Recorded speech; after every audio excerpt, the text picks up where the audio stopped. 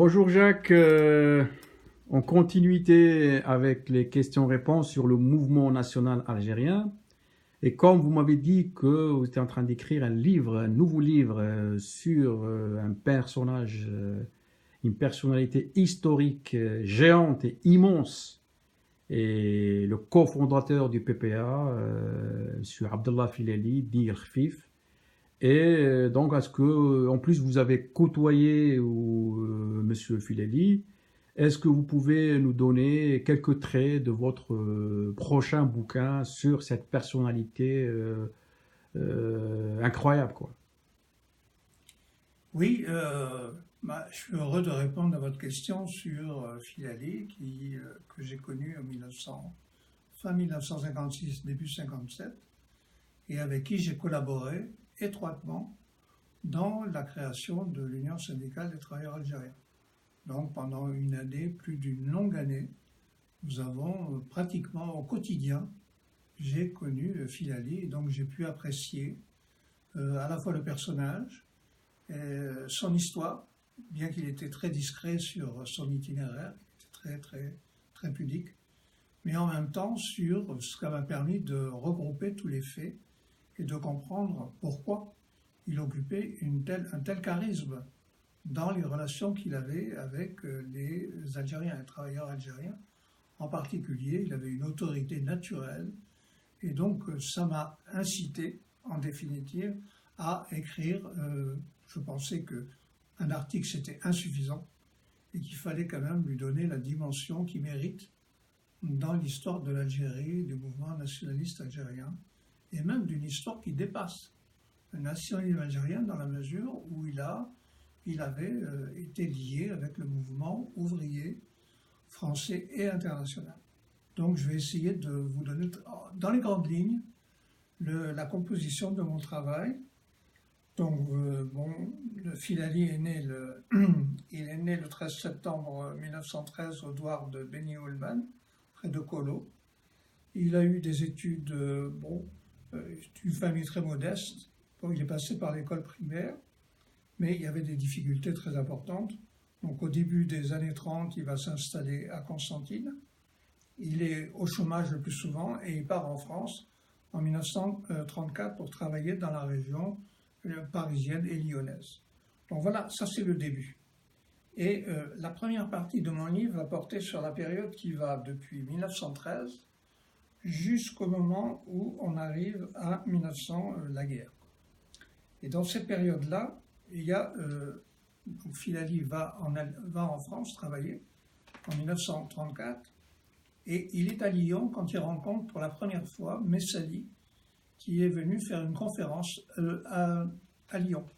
Donc Messali l'a repéré, il a trouvé ce personnage extraordinaire, donc il l'a coopté dans la direction de l'Étoile nord-africaine à l'époque, et il est remonté donc à Paris pour s'occuper, plus exactement il est resté à Lyon, avec Bédek, pour construire finalement l'Étoile nord-africaine dans la région lyonnaise. Puis ensuite, les relations avec Messali, le président du parti, donc, sont très étroites. Et quand il y a le Front populaire, eh bien, Filali joue un rôle très important dans la création du mouvement, dans la liaison entre les travailleurs algériens et le mouvement du Front populaire. Ça, c'est très important. C'est-à-dire que là, il a une conscience de classe, ses premiers pas dans la liaison avec la CGT à l'époque, qui était une organisation qui venait de se réunifier pendant la période du Front populaire. Donc là, il est en relation très étroite avec Filali, avec Messali, qui est le patron du parti de l'Étoile nord-africaine. Et quand l'Étoile a été dissoute, donc c'est Filali qui réorganise et qui empêche la dispersion des militants, et à la fois dans la région parisienne et dans la région lyonnaise. C'est-à-dire, c'est les amis d'Alouma qui ont été créés, c'est-à-dire légalement, parce qu'on n'a pas pu interdire Alouma. Et avec l'aide, d'ailleurs, il y avait des avocats français qui soutenaient donc ce mouvement-là.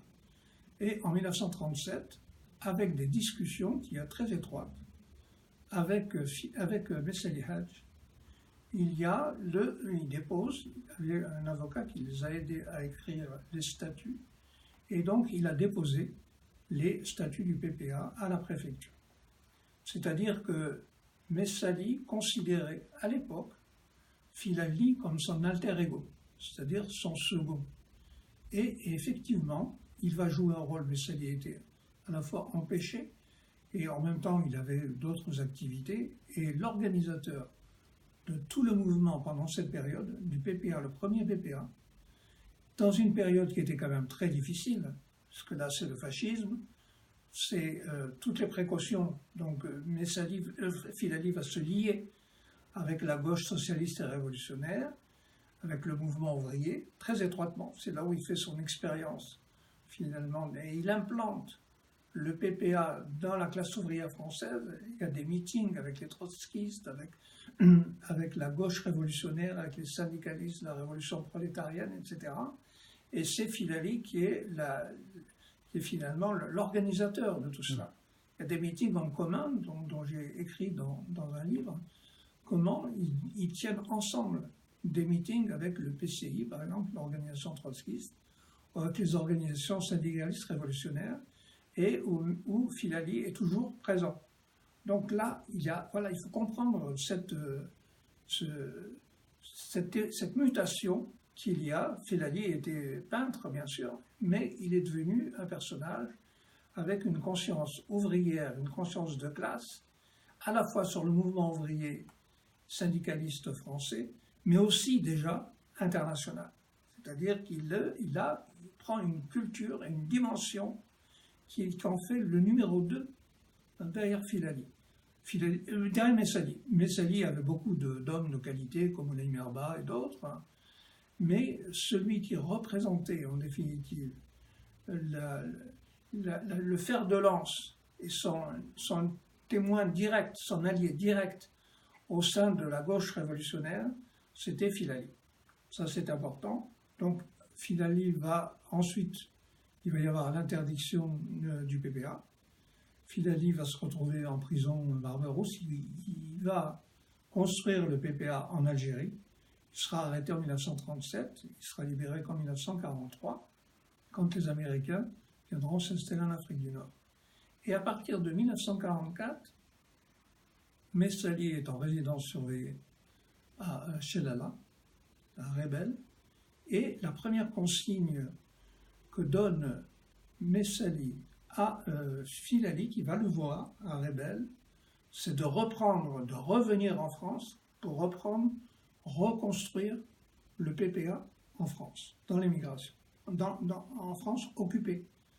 Donc dès 1944, nous avons Filali qui va revenir en France et qui va travailler notamment avec Brahim Maïza, qui était un étudiant, etc. Ils vont jeter les premières bases dans la clandestinité, les premières bases de la renaissance du PPA, en particulier dans la région parisienne.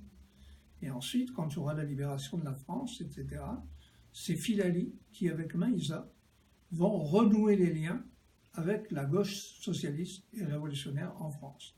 C'est très important, puisqu'après, il va y avoir, en 1946, quand Messali sera libéré, il va y avoir la formation. Messali va arriver en France. Il était en Afrique noire, il arrive en France, et il va chez Brahim Maïza. Et là, il retrouve Filali. Et donc, il décide finalement de revenir en Algérie. Comme il est interdit à Alger, et là, il s'installe à Louzaria. Et c'est Filali qui fait le lien avec, et qui surveille, notamment. Alors, il y a eu le première réunion des cadres du NTLD, sur lequel il y avait des nouveaux, qui, bien sûr, puisque Messali, il avait été expulsé du territoire algérien pendant 2 ans, donc il trouve des gens tout à fait nouveaux, dans un contexte qui est différent. C'est la fin de la guerre, c'est l'après-guerre. Après, d'ailleurs, 1945, où il y a eu la répression de 1945, entre parenthèses, quand Filali est libéré, il va participer à la création du mouvement des AML, Amis du Manifeste de la Liberté, qui est un parti légal dirigé par Ferhat Abbas, mais sur un programme dans lequel Messali avait donné son accord avec un additif.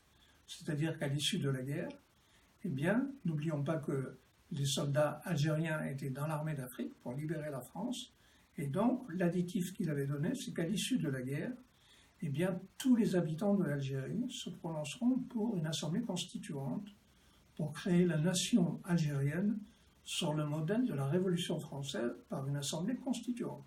Donc ça, c'est très important.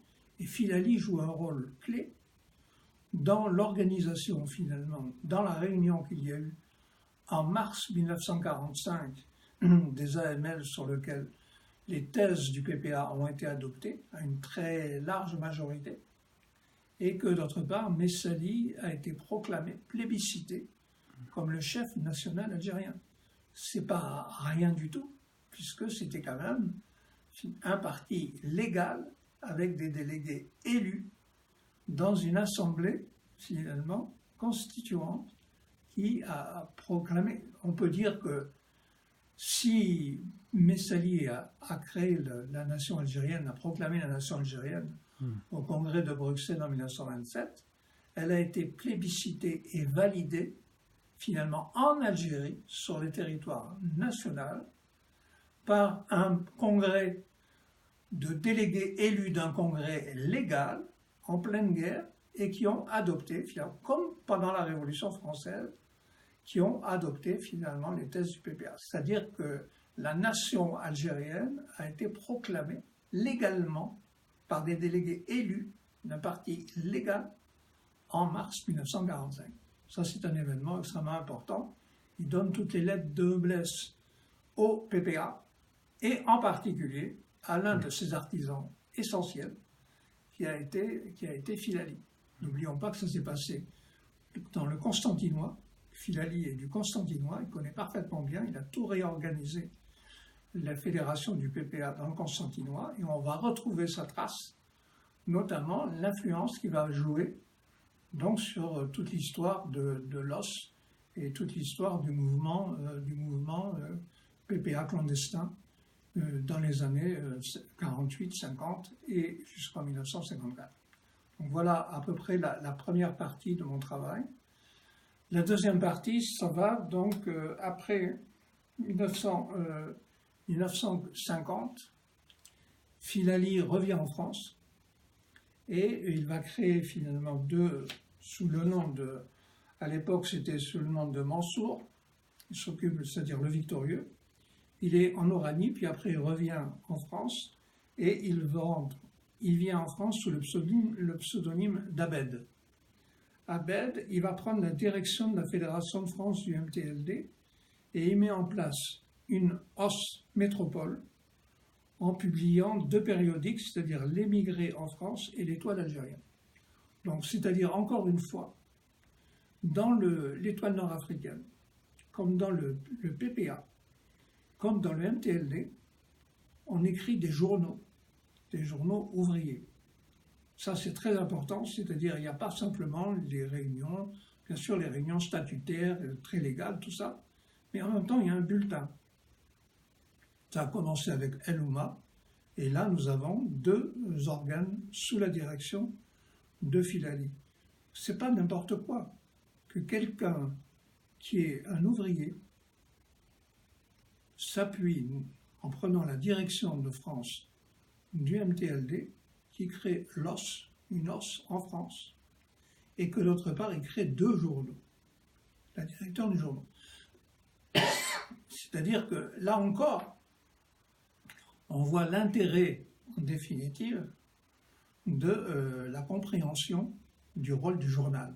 Le journal, c'est un organisateur public. C'est-à-dire à partir de la vente du journal, on se réunit autour du journal, etc. Et on se structure, et en même temps, c'est une manière de conscience. C'est-à-dire on comprend les événements et on débat librement dans ces événements. Donc, journal d'information, de propagande, d'agitation et d'organisation. Nous avons à ce moment-là, on est dans les années 50, donc le mouvement va se développer, et Filali va intervenir pour que les travailleurs algériens qui étaient dans la CGT puissent s'organiser dans des sections